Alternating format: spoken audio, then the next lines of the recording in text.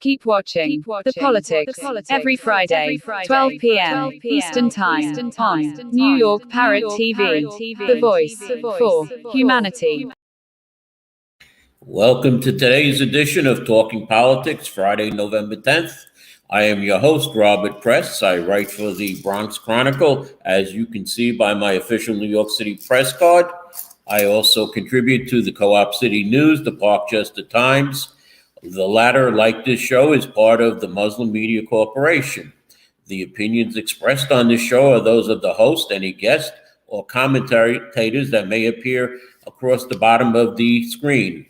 Let's go into today's weather. As I look out the window, it said there was going to be some clouds, but I see a lot of clouds, and it'll be in the low 50s. Tomorrow will also be in the low 50s, but clear. And the rest of Sunday and Monday will be clear, but getting cold, as Sunday will be in the mid 40s with Monday in the upper 40s. While this is the official observance of Veterans Day, tomorrow on Saturday at 11 a.m. at Peace Plaza, there will be a observance. After that, it is on to the White Plains Road Van Ness Memorial, and then this day winds up in City Island. Most elected officials should be getting back to New York from Sumos. I don't know if any will be at these observances of Veterans Day. And everybody basically from the Bronx went to Sumos except for Mayor Adams. And I want to congratulate our new city council member-elect for the 13th City Council District, Christy Maramato, on her victory, which I will get into later in the show. Now, if you notice, I am wearing a different tie than usual, my usual horse race tie, because the November election is over. And I won't have to bring out this tie until next year when petitioning starts in February. Now, will there be a challenger to any Bronx Democratic Assembly or State Senate seat?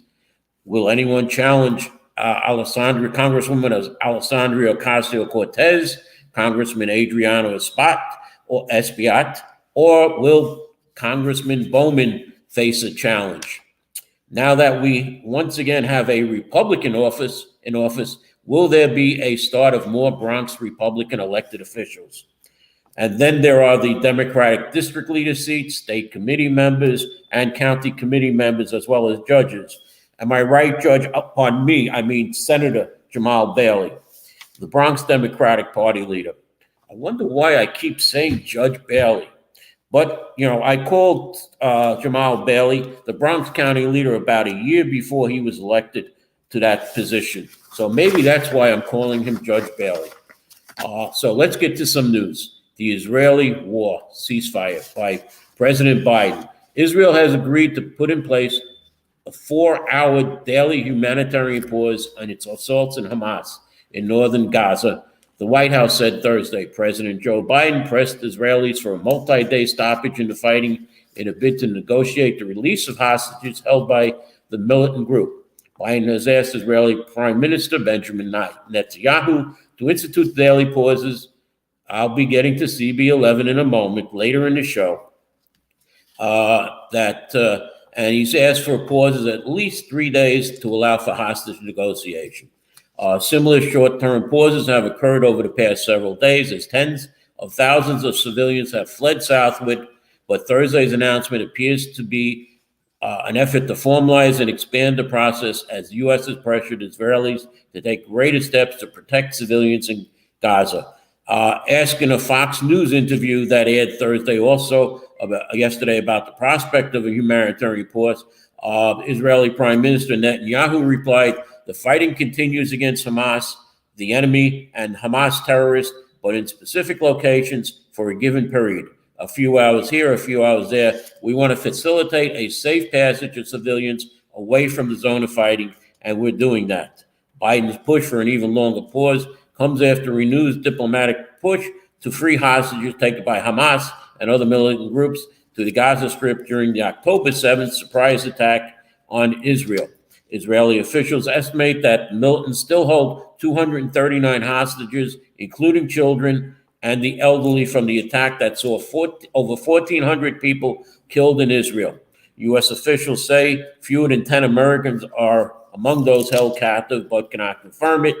It appears that more than 10,000 people have been killed in Gaza, according to the health ministry in the Hamas-run territory.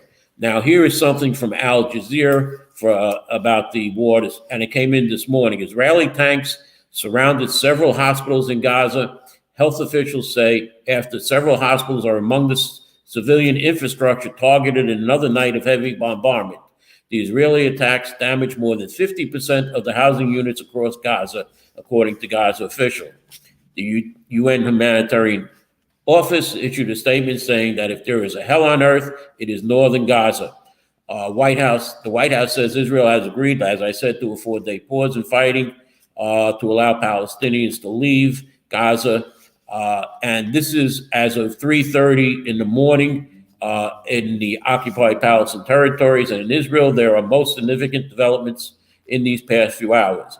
Gaza Health Minister Speaker Asif Al-Kwali said that Israel has bombed the Al-Sahafa hospital building 5 times since Thursday night. The Hamas-run government of Gaza Strip says an Israeli strike at the hospital has killed at least 13 people.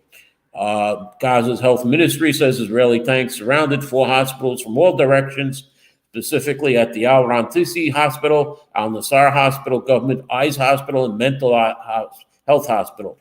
Palestinian Minister for Foreign Affairs and expert says Israel kidnapped hospitals as hostages for extortion. Now, Israel has responded that saying that it is the tunnel network that Hamas has built under schools, hospitals, and other civilian buildings where arms are being stored that the Israeli army must find and destroy, or an attack on Israel will happen again. Meanwhile, Hamas rockets hit Tel Aviv. A barrage of rockets fired from Gaza towards the Tel Aviv area. Hamas confirmed the attack on its Telegram channel. 2 people were wounded, according to Israeli emergency rescue services. Now, as far as Syria, 7 fighters were killed in Syria. Hezbollah, the Lebanese group, announced that 7 of its members have been killed in an Israeli attack in Israel. Israel says that it struck areas in response to a drone attack that hit a school building in Israeli port city of Eilat. Now, let's get to something really boring. Good morning, Kevin. Wednesday's Republican presidential debate. Well, Donald Trump did not participate for the 3rd time. There were 5 candidates that were there with former Governor Ron DeSantis, former South Carolina Governor Nikki Haley, South Carolina Senator Tim Scott, former New Jersey Governor Chris Christie, and biotech engineer Vivek Ramaswamy. They were in attendance. Now, foreign policy took center stage, as I said, with the Israeli war. One said that DeSantis goes, I'd be telling Bibi, finish the job once and for all with those butchers, referring to the Israeli prime minister by his nickname. The first thing I said to him when it happened was, finish them, Haley said moments later. But then there were sharp divisions over whether the United States should continue to support Ukraine against the Russian aggression. Ramaswamy left no doubt where he stood, issuing a lengthy rebuke of Ukrainian President Volodymyr Zelensky, while accusing the war-torn country of harboring Nazism and anti-democratic beliefs. To frame this as some kind of battle between good versus evil, don't buy it, Ramaswamy said. Haley continued to tussle with him on stage, saying that Russian President Vladimir Putin and Chinese leader Xi Jinping were salivating at the thought that someone like that could be president. Chris Christie agreed, and let's remember the last time we turned our backs on a shooting war in Europe, Christie said it brought us a couple of years and 500,000 Americans that were killed in Europe to defeat Hitler. DeSantis and Scott shifted the conversation from Ukraine to the U.S.-Mexican border and left no doubt as to where they were. Next, we have Scott stood by his call for a 15-week federal ban on abortion, while Haley continued to push for middle-of-the-road approach. If we're looking at this, there are some states that are going to be more on the pro-life side. I welcome that, Haley said. There are some states that are going to be more on the pro-choice side. I wish that wasn't the case, but people have to decide. If declaring September debate, that would be a sign to build a block procedure after 15 weeks as president. It reaches that, DeSantis said. When he changed his mind, well, it looked like he flip-flopped on the issue because DeSantis was saying that it would be no abortion. Now, as far as China, DeSantis and Haley sparred over China. DeSantis criticized Haley for recruiting a Chinese fiberglass company to her state during her tenure as governor. She welcomed them into South Carolina, gave them land near a military base. DeSantis said, in Florida, I banned the Chinese from buying land in the state. He said, we kicked the Confucius Institutes out of our universities. We recognize the threat, and we've acted swiftly, decisively. Haley replied, yes, I brought a fiberglass company 10 years ago to South Carolina. But Ron, you are the chair of Economic Development Agency that, as of last week, said Florida is the ideal place for Chinese businesses. They continued on this a little bit, and it was a question as far as Ramsworthy, whether he would come out swinging like he did in the first debate, sit on the side in the second debate, but he called the other Republican candidates super PAC puppets, and the question then was which version would show up in Miami, and we saw the answer that he went right after the other opponents. On Israel, Ramsworthy said he would encourage Prime Minister Benjamin Netanyahu to smoke those terrorists out of his southern border. And then the Haley-Ramsworthy feud got personal. The exception based on the candidate's stump speeches and ads over the course of the debates. Ramsworthy commented on Haley's 3-inch heels, and she shot back that they are 5-inch heels. For ammunition, things went downhill from there. Ramsworthy also brought in Haley's daughter, and Haley stated, leave my family out of this. Christie and Scott became the fringe candidates. One could not be forgetting Christie and Scott, who were even on the debate stage Wednesday night. The other 3 candidates seemed more interested in scoring shots at each other. So the winner, for the most part, I don't know. I would say Donald Trump was the winner of Wednesday night's debate for not attending. And let me just say one more thing before we go to the commercial. The SAG-AFTRA strike is over. Mayor Eric Adams released the following statement, which Governor Kathy Hochul also gave a small statement. As New York City sets an all-time high jobs record and enters a new chapter of our recovery, the film and TV industry remains critical to be strong and an economic engine that will provide 185,000 New Yorkers with good jobs and fair wages, strong protection that will allow the industry to continue and grow and strive. It will create more than 1,700 new jobs for New Yorkers. And yes, I see the comment about bombing hospitals, but if you have terrorists underneath it, you unfortunately have to go into the hospitals. And let me just stop now here, and I'll get back after the commercial with a little bit about Mayor Adams' problems on campaign financing. So let me take a break right here. I'll answer your questions a little later, and then we go to a commercial. Do you know that there is a publishing company that wants to make life easier for you as a writer? This publishing company is called World Inkers Printing and Publishing. We publish in all different languages, and we're looking for writers of all genres, all formats. We're looking for scholars, ghostwriters, playwrights, poets, short fiction, novelists, you name it. We're looking for anybody who is interested in writing and the craft of writing to be in touch with us. You can reach us at info.worldinkers@gmail.com. With World Inkers Printing and Publishing, you do not require a lot of money to publish with us. Contact us today at info.worldinkers@gmail.com. Become a winner with other authors at World Inkers Printing and Publishing. Give us a shot. We will surely finish you. Welcome back, and let me continue on Mayor Adams' problems. The newspaper The City has reported that a federal probe of Mayor Adams' campaign funding exploded in public view last week with a surprise raid on a top Adams fundraiser, Brianna Suggs. The city found out that less than 2 months before the general election, the Adams campaign received $2,000 donations from people listed as employees of the Bay Atlantic University, a small Turkish-owned institution based in Washington.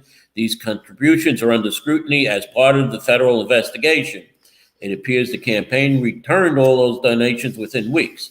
They're also centering on a KSK Construction, a Turkey engineering firm that delivered more than a dozen donations to the mayor's 2021 campaign. According to records reviewed by the city yesterday, or rather, years before the KSK involvement in this explosion, inquiry became public. Its CEO, Arden Arkin, ran another company called Kiska Construction that was at the heart of two other back-to-back corruption scandals involving bribery of city workers in 2007 and 2008.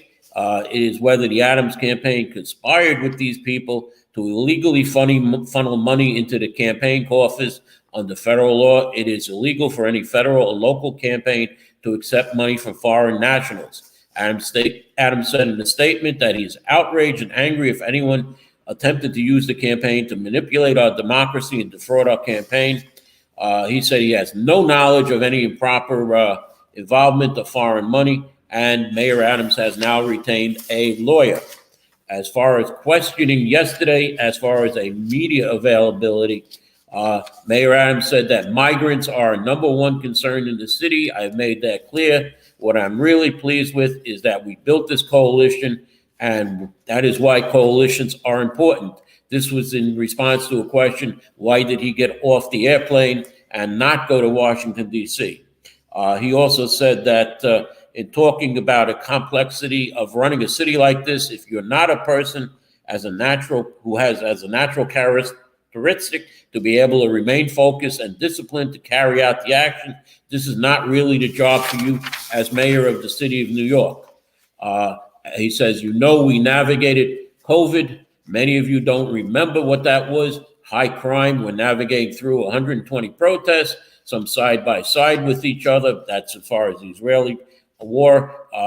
And he says, with decreased subway ridership, one day I'm going to put a video up what it's like to be the mayor of the city of New York. Every day is a crisis. The most important thing for me was to build a leadership team, to say that we can navigate this. Still, we have a migrant crisis. Every day, we're trying to figure out how we can solve that problem, to place people in a place to where they can sleep in the city. As far as a question of the Somos conference, if he was going to Somos this year, Mayor Adams said, no, I'm not going this year for a number of reasons. I felt sort of disappointed with my team here. Normally, the city picks up the tab to go to Somos, but I told all my team members that they have to pay their own way to go because we're dealing with a serious financial crisis beyond our imagination. Using taxpayers' dollars right now is not the best thing to do. I didn't know that they use taxpayer dollars to party in Somos, so that should be under investigation. But what the mayor has said, though, is that also he is looking at a 5% cut citywide this November, and he is also looking at possibly 5% more next year, starting next year. So we could be facing a 10% cut in city services by mid-next year. On other fronts, New York Mets owner Steve Cohen is partnering with Hard Rock Cafe International on a proposal to build an $8 billion casino and entertainment complex on a 50-acre parking lot in Queens next to the Citi Field baseball stadium. That would be the third proposal because it's a sure bet that Aqueduct Racetrack, which currently has a racino, and Yonkers Raceway has a racino, will get two of the three proposals of all-out casinos in the city. Democratic Zach Mohammed dropped his bid for the closely watched House seat held by Republican or Representative George Santos and endorsed former Representative Tom Suozzi, who has been the congressman in that district before running for governor against Kathy Hochul. It appears that Tom Suozzi has announced that he wants a seat back on Long Island. House Republicans have subpoenaed Hunter and James Biden, the son and brother of the president, in a dramatic escalation of the impeachment inquiry. Now it's also reported that County Executive George Latimer has decided to primary Representative Jamal Bowman next year, satisfying the hopes of some Democrats who have been pushing Latimer to run for months. Latimer plans a trip to Israel. He has a county budget before making his official announcement about future plans. Bowman's recent comments on the Israeli-Hamas war served as an example of a divide within the Democratic Party over the war. Bowman passionately defended Representative Rahashta Tlaib, the only Palestinian American in Congress, after the House voted to censor her for her comments on Israel. As the conflict continued, Bowman and other Democrats have called for a ceasefire, have now taken flack from their constituents and other politicians. Lastly, before I move on to other things, Brooklyn Democratic Party Chairperson Rodney Bichette Herman campaigned hard for Marjorie Velazquez while undermining Justin Brown's re-election fight against Ari Kagan. In the end, Velazquez lost and Brennan won.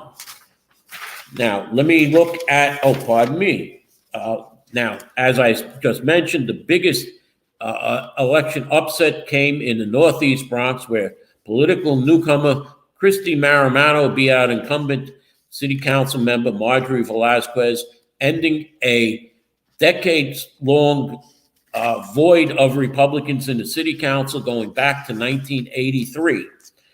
Despite what Bronx Democratic District Leader John Doyle called structural advantages in Velazquez's campaign, including strong support from major labor unions, a surge of fellow Democratic electeds going to the district to campaign, a fundraising lead, the one-term Democrat fell to Marimano, a first-time candidate, and the governor of New York came here to campaign for the Democrat, as well as bringing people from the other side of the Bronx and Riverdale. And I heard that Assemblyman Jeffrey Dinowitz made a scene down in the Villa Maria poll site.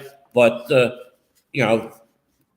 as far as it goes, on Thursday, Councilwoman Marjorie Velazquez finally conceded the race.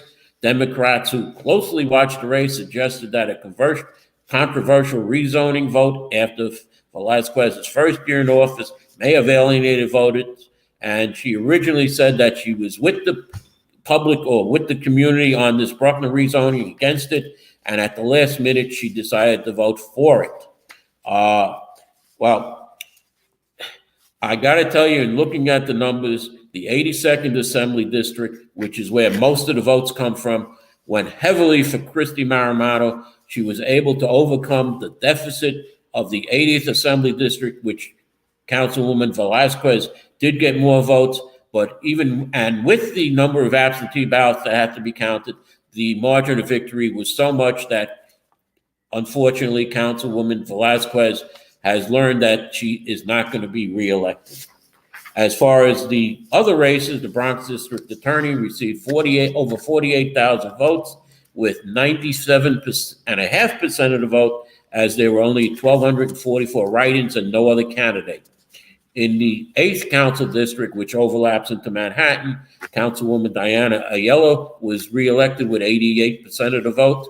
In the 11th Council District, Eric Dinowitz has done much better than his father. Eric has gotten 85% of the vote. His father, Assemblyman Jeffrey Dinowitz, has trouble reaching 80%. He can't break the 80%. He's coming in with 75% and lower in the assembly races. So look for maybe a good challenger to Assemblyman Jeffrey Dinowitz next year, which could go to another person.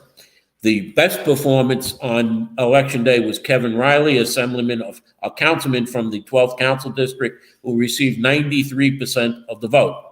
In the 13th Council District, Christy Maramato won with 53% of the vote. 14th Council District, Karina Sanchez, the incumbent, won with 89% of the vote. In the 15th Council District, Oswald Felice won with 80% of the vote. It seems you're going to have to work harder, Oswald. You came in with the lowest of all the Democrats. 16th, Althea Stevens came in with 86% of the vote. 17th District, Councilman Raphael Salamanca came in with 85% of the vote. And in the 18th Council District, the second highest vote getter, Councilwoman Amanda Frias, had 89% of the vote. Now, what this means is Democrats used to win with over 90% of the vote. And I don't know if this is really good for the Bronx Democratic Party, that their people aren't winning that big, with the exception of Kevin Riley. And we'll see what happens in the state assembly, state senate, and congressional races next year, because I am hearing that there are two people on the Republican side who want to run against incumbent Congresswoman Alessandra Ocasio-Cortez. Right now, though, I want to go to a different subject, and that is community boards, as one of my commentators is speaking. This is a letter from Bronx Borough President Vanessa Gibson. It goes to people who didn't get onto community board. This one says that while I am unable to appoint you to this cohort of community board appointments, please note that there is also a possibility of a vacancy between now and May 2024. My office and I will move quickly to fill any vacancy that arises and consider your application for midterm appointment. Now, I got to question that, because in applying to Bronx community boards, the deadline was March 3rd, but it was extended to March 15th. And on September 26, 2023, I sent to Bronx Borough President Gibson that I, Robert Kress, a resident of Community Board 11, therefore, by the Freedom of Information Law, the FOIL, do hereby request to view the applications of the current 44 members of Community Board 11, with the reservation of asking for copies on any application I may request. I am also under the Freedom of Information Law requesting to view video interviews of new and reappointed members of the board for this year, starting July 2023. Any emails, text, or written notices on the appointment of Community Board 11 members who were appointed or reappointed starting this year, the July 22 board year. And that is allowable under the Freedom of Information Law. I said also in your statement of needs, you reported that you wanted certain experienced people on your community boards. I am trying to make sure also that all parts of the Community Board 11 area are equally represented of the board, as it appears that that may not be true. I am doing this because certain people are questioning the membership on Community Board 11 members. I do not know what information was given to others, but I do know that any information about applicants who did not get appointed to community boards cannot be given out by the borough president's office as per the Conflict of Interest Board ruling. So anyone who is looking for my application cannot get it, because I did not get appointed to the community board, but any one of the 44 members, their applications can be foiled. Now, I received on October 23rd, dear applicant, we have received your request for records pursuant to the Freedom of Information Law by email dated September 26, 2023. The agency has determined that it is unable to respond to your request at this time. Accordingly, on or before October 27th, we will either grant and or deny access whole or in part. Sincerely, Stacy Strong, Records Access Officer, Bronx Borough President. Yes, I obviously didn't respond to a lot of FOIL information. Now, on October 27th, 2023, I received your applicant. Due to the extensive amount of requests, the estimated time for a fully responsive reply is now extended to December 1st, 2023. We appreciate your understanding and patience. We also invite you to narrow your scope of the request with specificity to help expedite a response. If you choose to narrow the scope of your broad request, you may do that here via email. I wrote back the next day, I do not wish to narrow the scope of my request. I do not understand the need for more time. If the applications were reviewed by staff as well as video interviews to select Community Board 11 members, they should be easily available. I am left with no other option to make this public since the Bronx Borough President's Office has done nothing to control the behavior of Community Board 11 members and is stalling on my request to look at applications and interviews for Community Board 11 members. I know that my interview was fast and I can only request to view the applications, the videos of the applicants that were selected and not those that were not. I repeat, why is the Bronx Borough President's Office stalling on my request? On November 3rd, 2023, I received your applicant in response to your FOIL request dated September 26, 2023. Attached, please find a document encompassing the 2023 Community Board 11 demographic data. This data offers a statistical breakdown of data collected during the application process. Please note the data includes the document reflects those who were appointed to Community Board 11 and chose the respective demographic sections. With regard to your request for video interviews, emails, text messages, or written notes on the appointment, reappointment of applicants, the same cannot be fulfilled as such records do not exist. This FOIL is now closed. If you wish to challenge this FOIL request, you may file an appeal to FOIL Appeal at FOILappeal@BronxBorough.NYC.gov. My reply later that day was, this is not the information I requested. I requested to view the applications of current Community Board 11 members, the video interviews, and those appointed this past year, which I have the right according to the city charter and the Freedom of Information law. I may not view any applicants or see interviews of people who are not appointed to Community Board 11 as per the Conflict of Interest Board. Please let me know when my FOIL request can be done, or you leave me no choice but to get the information through the courts. I am now sending this to this was not sent to the Borough President's Office, but I have contacted the Department of Investigation of the City of New York, because on the rejection letter, it says the BP will keep your application in case any vacancies occur during the year.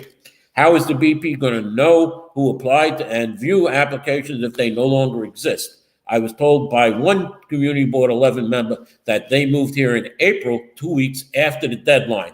Is that what you are hiding, Borough President Vanessa Gibson, that you placed members on Community Board 11 that was ineligible? And I'm waiting for the Department of Investigation to investigate this future, because on the Department of Department of Investigation website, it states, pursuant to Mayor Executive Order number 16, city employees must report allegations of corruption to the Department of Investigation. So, Ms. Stacy Strong of the BP's office, why have you not reported this corruption to the Department of Investigations? And I will conclude my show here, as I see I've run over a few minutes. So I want to thank you for watching. I want to ask that everybody send a letter to the Borough President's Office. Why have you not answered Mr. Press's FOIL? What happened to the applications of Community Board 11 members?